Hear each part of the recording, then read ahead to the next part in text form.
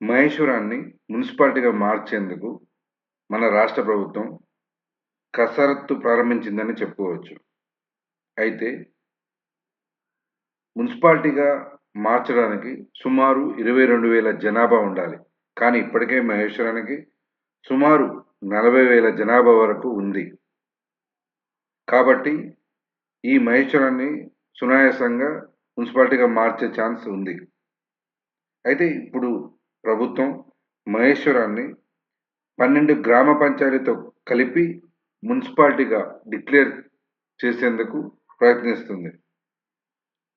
అయితే ఈ 12 గ్రామ పంచాయతీలు మున్సిపల్ లిమిట్స్‌లోకి వస్తే గనక రియల్ ఎస్టేట్ ధరలు పెరిగే అవకాశం ఉంది.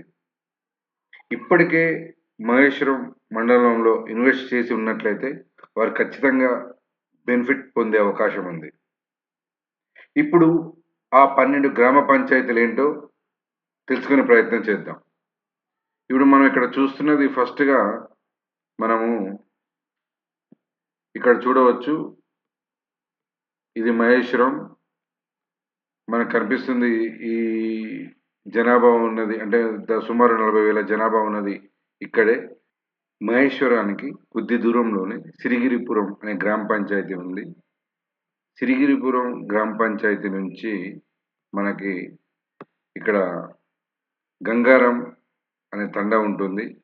దాని నుండి మీకు ఉప్పుగడ్డ తండా ప్లస్ కొత్త తండా, అదేవిధంగా మీకు మన్సాన్‌పల్లి మీద నుంచి మీకొచ్చేసి మన్సాన్‌పల్లి నుంచి మీకు అంకంపల్లి మీద నుంచి మీకు ఇమ్మీడియేట్‌లీ వచ్చే విలేజ్ ఏంటంటే గట్పల్లి అనే విలేజ్ వస్తుంది.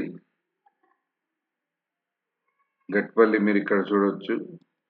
గట్పల్లి తర్వాత మీకు ఇమ్మీడియేట్‌లీ ఎన్‌సి తండా అనే ఒకటి వస్తుంది. ఎన్‌సి తండా నుంచి మీరు ఇమ్మీడియేట్‌లీ మీరు అదే రూట్‌లో నుంచి మీరు